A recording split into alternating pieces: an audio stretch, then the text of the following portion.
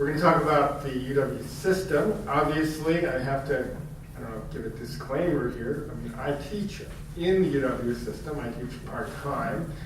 And so obviously, and you could say I have a vested interest. You know, I'm there getting rich, right? And obviously I'm lazy, so, you know, I could teach lots more. But, you know, when I hear that, it just, I mean, it just blows my mind. Because, I mean, I teach online, okay? Studies indicate that classes online to be effective should be no more than 25. My classes are typically about 40, maybe 35 in that range, and sometimes higher. It's ridiculous. I mean, I do my best, but online, how do you interact with students? I mean, that's the wave of the future, right? You only interact with students through, you know, active discussion in class, and there are different other ways you can do it. But really, the more bodies, you know, the harder it is. And it's not just like a classroom you can just cram bodies in, but even that really doesn't work, as we know. So it isn't really just about the professors, it's about the quality of education for everybody, for all the students.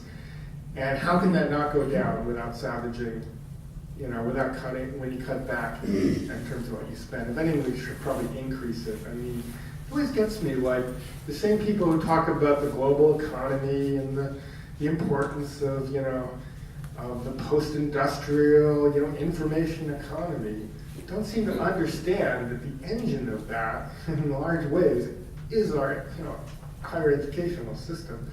And so, it's, you know, if we want Wisconsin to stay within that economy in an effective way, we should be increasing, not decreasing. One other point I wanted to make, I saw an interesting study that the average college professor works 60 hours a week. It's a little low to me, but, you know, 60 hours a week, I understand. I don't work full-time, but when I did work full-time, I worked easily that number of hours. I mean, some people think professors only work when they go in the classroom. And to me, that's like saying the assembly, you know, our assembly only works when they go to meetings, and all the rest of the time they do nothing, which may be true, but you know, I'm sure they'd be offended if you said that, right? Professors do a lot. Someone did a study that showed that professors get paid for their 60 hours the same as bus drivers do for 40. Where's that? Oh, in Madison, thank you, in Madison, specifically in Madison. So basically you get paid less per hour than a bus driver for, you know, what is seems to me a pretty important position. Of course, like I said, I'm biased. So anyway, those are just a few thoughts. Why are we dealing with this now? Well, I can't help but think it's because Walker's out there on the national stage. I mean, I'm not the only one to say this. The New York Times suggested that he's doing it in order to, you know, fuel his support in the far right of the Republican Party, which seems to be the Republican Party these days, especially in the primaries. And I guess he gets points for them with them by, you know, showing he's willing to cut back on things like this, which I guess they just don't care about. So anyway, so here we are. We've got to take action. I mean, it's absolutely critical, and we've got to start now. So that's why we decided to have the forum. And so I'm really excited to introduce our first speaker. Our second speaker is walking in the door. That's okay. It's funny, I was about to say your name and you walked in. It's not very strange. I was going to say I was expected to come at 6:45, and she proved me wrong. So I appreciate you made it. Unfortunately, this may be a little lesser attended than some forums. For some reason, the cold seems to be a factor, but it's intimate but a good group. So welcome you. Really glad you came. But first up, let's have our first speaker, still stick with the order I was thinking of, is Nikki Mandell. She teaches full-time also at Whitewater. She came to Wisconsin and Whitewater in 1996. She's an historian of labor, business, and women's history, with a research focus on labor management relations in the early 19th the late 19th and early 20th century U.S. She's a passionate believer in public education as the key to the kingdom of democracy as well as individual achievement. She's been involved in efforts to organize the UWW faculty in 2011 and again in the past few weeks to protect the university's integrity and faculty rights and responsibilities. Give a big hand to Nikki.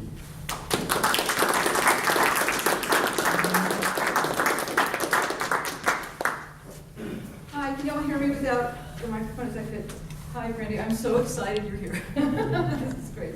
I was standing out there in the freezing cold last Saturday at the Library Mall, and it even got colder, so here we are again. Anyway, thank you very much, and thank you very much for the invitation to be here. So I am a professor at the University of Wisconsin at Whitewater in my working life, but I am not working right now, so I want to make this really clear. I'm speaking as a private citizen, but one whose profession is in the public sector and at the university. I have to make that disclaimer really clear so nobody is confused that I'm speaking on behalf of the university. I'm speaking on behalf of myself. I do know that I share with you the thoughts and concerns of many of my colleagues also, so I'll just make that really clear at the beginning.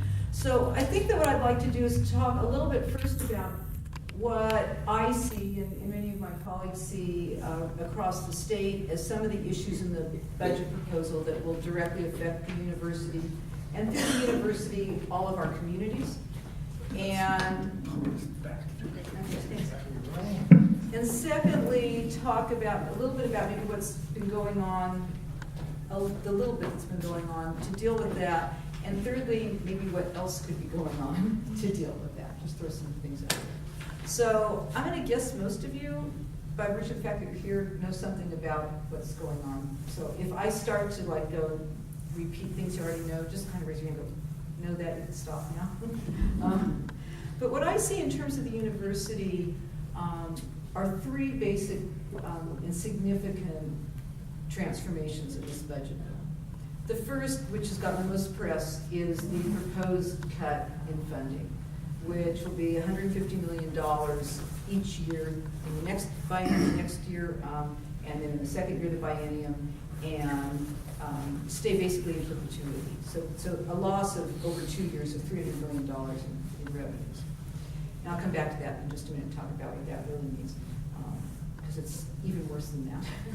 Secondly is a massive restructuring of the university system, and some of you probably know this a lot better than I do, and during the Q&A or whatever, it'd be interesting to hear you share with all of us your knowledge, because I wasn't here when the first one happened. In 1971, between 71 and 74, the current University of Wisconsin system was created. It was created as a merger of UW-Madison, Milwaukee, what was then the Wisconsin State University of Whitewater, a number of the regional campuses, and the two-year colleges. And it represented a transformation that was actually going on nationwide, which was building up a public higher education, and in some places creating stronger systems of public higher education. And in Wisconsin, that was the way in which Wisconsin did it, is it merged a lot of separate institutions and some that were just in the state university system into this very large system. What's in the budget now is to transform that system from its formal name of the University of Wisconsin System into a new formally named University of Wisconsin System Authority, and that's what's being bandied about in the news media as the new public authority. The new public authority will encompass all of the campuses that are in the current system, but it will restructure the relationship between the central system headquarters and all of the regional campuses. And I'll come back to that in a minute. And the third, so the first change is the budget cut, the second is restructuring the system, and the third major change that I see is how the system will be funded. Currently, the system is funded in state funds through what are called just general purpose revenues. So tax monies that come into the state from a variety of areas will fund the system. A small portion, and that's gone down significantly over the years, and I'll come back to that in a minute. Under the bill, if it's passed as proposed, instead of being funded out of general purpose revenues, whatever state monies do go to the universities will come out of sales tax. And there's a cap on that, and I'll come back to that. So those are the three things. One is the funding will be cut by $300 million over 2 years. Second is the restructuring of the system. The third is where the monies are coming from, which kind of taxes, and how much could come from those taxes. So in terms of the cut, the $300 million cut, it's a small portion, actually, of the larger university budget. So as our chancellor was explaining it to us at a faculty meeting yesterday, actually, and I'm just going to repeat a couple numbers because I think it helps to capture this. For the entire University of Wisconsin system, the total budget's about $6 billion. About $900 million of that comes from state money. So the $300 million cut it is a cut off of the $6 billion, but it's really a cut off of that $900 million, okay? And a lot of the rest of the $6 billion is coming from, grants and research grants, and it's coming from scholarship monies that come in and then pay for students' tuition. It comes from gifts, it comes from a whole variety of other places. So in terms of the percentage of public support, how much is the public of Wisconsin supporting its public university? It's a hugely significant cut. And to bring that down to like the local level at Whitewater, right now under our current budget at the University of Wisconsin at Whitewater, we have taking out all the things that are federal funds and grants and other kinds of things that are coming in to pay for, that come in from students, for example, to pay for dormitories, and then it pays for the dormitories, it pays for the dining halls, pays for the dining halls. Just what could be used to actually educate students to kind of do our mission. We have a total of about $95 million. Almost $80 million of that comes from tuition right now. Out of that $95 million, almost $80 million of it comes from tuition. About $15 million of it comes from state monies. And we're looking at a cut of our campus of somewhere around $6.5 to $8 million to educate our students. So that's the proportion. It's a huge cut in terms of what's coming from state support. So that just gives you a little bit of a sense of the magnitude. So when we hear $300 million, that's huge enough. But when we reshape that to what monies are really coming in to educate our students, it's even worse than that.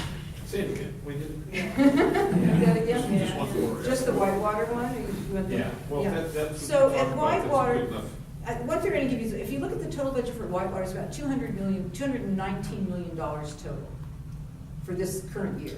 $219 million.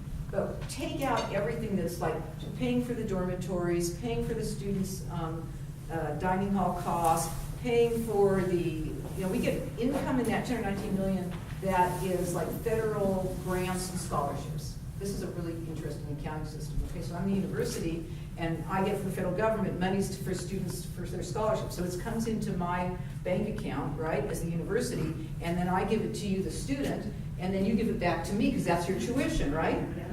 Okay, so I get it twice, and that's part of my $219 million. Got it? Okay. But that's So, aside from. that's the totally money aside, yeah, so let's- coming from the state. That has nothing to do with the state. So now we get down to what do we actually have to operate the university to educate students. We're at about $95 million. Okay, that's the, now out of that $95 million, $79.8 million, so about $80 million is coming from students, it's tuition money. At a $95 million, $80 million already is tuition money. That gives us about $15 million this year that's state money. And the projected $300 million cut at system level will trickle down to our campus, probably somewhere around $6.5 to $8 million is the estimate. So the state money makes up the difference between the students' tuition and the 95 million, is that what you're saying? No, the $95 million is basically, if you were to say, okay, when the students pay for their dormitories, whatever they pay is what it costs to operate the dormitories. Whatever they pay for their food service, that's what it pays. And when they get their scholarship for tuition, that's what they have to pay it all for tuition and so on. So basically, the university ends up with $95 million to operate, but take out the dormitories, take out the dining halls, take out, we have a very nice advising center that helps our first year students. That comes out of the students' tuition fees. That's actually not even included in this either. So take all of that out for these various things. what could the university actually use to spend to pay for instruction on campus? And it costs $95 million, that's what we need to budget. Out of that $95 million that we will spend doing that, $80 million of it's coming from the students already in tuition. Okay? That doesn't cover the $95 million. $15 million of it's coming from state support. I mean, one of the things to think about is that this is a public university, but the public in Wisconsin is not actually paying for it. Only, a small proportion of what we actually use to educate our students is coming from state Wisconsinites, from us, from our tax dollars. So the 300 million is a big number when it boils down. When it boils down. UW Whitewater into 15 million. Exactly, And that, part of that evaporates. Doesn't evaporate. We do good things with it. Stevie Walker, what's his name? No, we do good things with it on our He campus. gets it, right?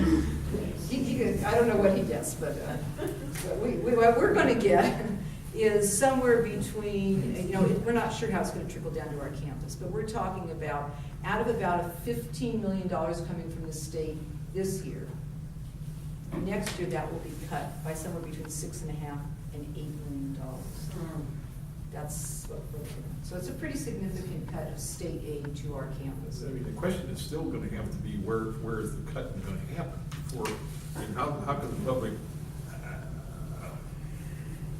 make any kind of an evaluation? Well, I want to get you a little bit more depressed before we get up. I don't really want to make you depressed, but let's get the whole picture here. So if we look at how much the state taxes provided for the support of the University of Wisconsin system, not just Whitewater, but the whole University of Wisconsin system in 1980, I think we were all alive then, yes? She's gone, so we're okay. Yeah. Okay. So I think it was 45%. Today, that figure is around 20%. And that's before this cut. So over the last 30 years, the state support has been this constant downward thing. The state has, so this is one of the points I do want to make is this is huge, this is the largest cut ever. But it's not as if this has not been happening. The state has been on a consistent, trajectory to provide less and less support for the University of Wisconsin system. So to get back to kind of some of the financial parts of this, in addition to this cut, one of the other things that's built into the bill that's before the state legislature right now is to freeze tuition for 2 years. So if you're going to cut what the revenues are at one end and you're not going to make it possible to compensate that. Now there's a good reason for that because that's coming out of the pockets of students and their families and loans and so on. So there's a good argument to say tuition should not explode. But the costs aren't actually going down. So there's a squeeze that's built into that. And it's a squeeze that's been building for years. Again, I want to make the point. For decades now, the university and all of its personnel have been asked to do the same mission. In fact, to educate more students and to do a better job of it. And I think we have been, with less. So that's the little mantra of campus, do more for less, do more for less, do more for less.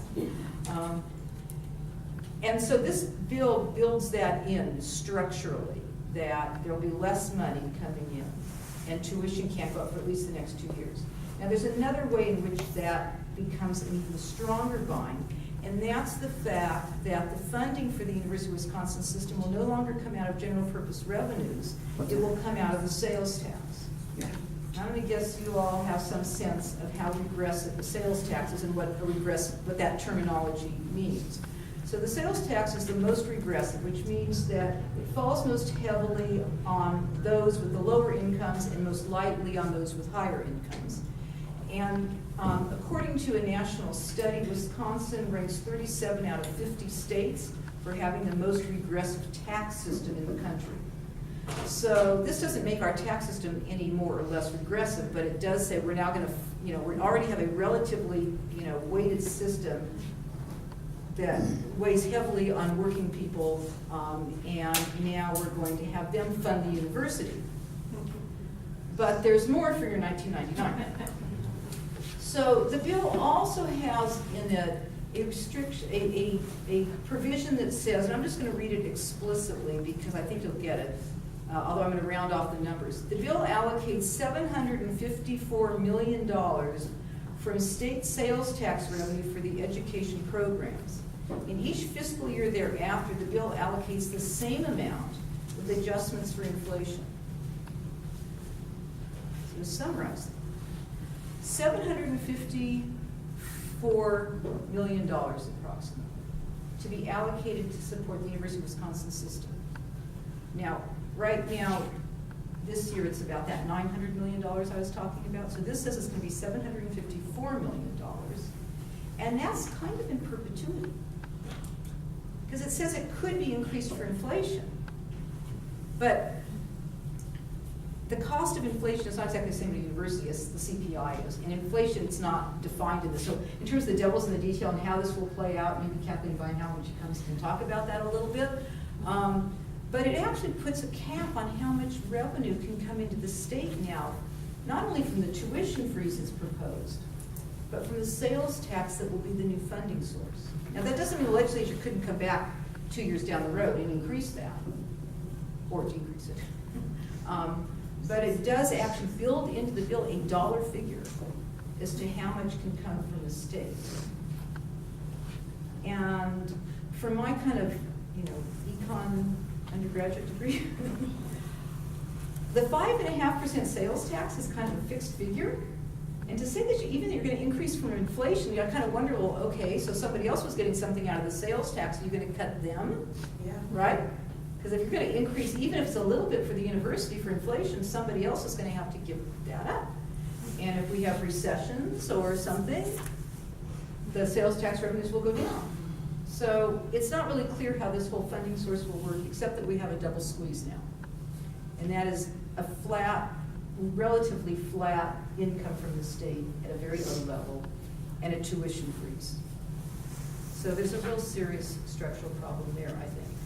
The University of Wisconsin system has, in terms of the administration, has made the most objection to the budget cut of the $300 million. They have actually embraced this new public authority and are not, they see it as possible advantage for them. And I'm going to get to that public authority in just a minute. But there's also a financial part of that, because they've been arguing for years that if they could get more flexibilities, that they could save money. And they see the public authority as a route to those flexibilities, to not be under the state's restrictions in terms of building and construction requirements and so forth. And so their claim for years has been, give us more flexibilities, we can save money, it won't cost so much. This budget bill does not provide them any flexibilities, really, that the system could then use to educate our students. Because, to give you one example of it, it raises the limit of this, let me see if I can phrase this. If the universities build a new building on campus, they have to have a state oversee that. And they have to have a state kind of, do all of the state things, and then they have to pay a fee to the state to run the operation. And theoretically, what they argued was that if we could do it ourselves, we wouldn't have to pay that 4% to the state. We could just cut off that 4% and we'd have that money to use. So here it is. Any building or construction over less than $760,000, they will get that flexibility. Under $760,000. Can you imagine what that building looks like? That's the outhouse with the moon in it. So it's not really a lot of flexibilities. And when this came up yesterday at the faculty meeting, the chancellor said, yeah, that's right. Yeah, it's really not going to, there's not going to be a lot of savings that come from that. It may cost us less to build some of those buildings. We're not getting any savings out of this. So again, to just kind of finish up with the financial things, there's a lot of different pieces that when they're put together create I would argue some kind of iron cage here around the university and its potential for funding, which is a serious problem. One of the things that the bill does contemplate, moving to the second issue, I'm really kind of going on here, sorry. No. Yeah. It's really, we need it, I didn't know. So to move to the public authority, one of the things that it does is it consolidates the decision-making at the central office, in essence, what's now called UW system, the central office. And we have a certain degree of autonomy on every campus right now. And the way, if you read the details of the bill, it really kind of centralizes the decision-making there at UW system, and it decreases the ability of each local campus to make certain kinds of decisions that it would like to make, or has been making. Amongst the various things that will be lost at the campus levels as well as system-wide and are of particular concern to faculty include things that you may have heard about, like tenure, sabbaticals, what we call shared governance. And I think these are things that a lot of people's eyes would like glaze over. Like, I don't know what this is because it's a profession different from mine and I don't understand your field. And on the other hand, people would go like, why should you get those special protections that none of the rest of us have? Because tenure means you could just have your job and not have to do anything. So I hope none of you feel like that, but I do feel compelled to explain why this is so important to think about whether this gets deleted out of our state statute. Wisconsin was a leader in defining academic freedom for the entire country. And academic freedom is the flip side of tenure. Academic freedom is what protects all of us to be in a society in which those who are teaching and those who are doing research can investigate without fear or consequence issues that people might not think are all that popular. The way that it came up in Wisconsin back in 1894, as the historian, this was a little history lesson, back in 1894, is that Professor Richard Eli, who was one of the leading economists in the country at that time, was doing research on labor conditions and labor unions. And there were certain people who thought he was too radical.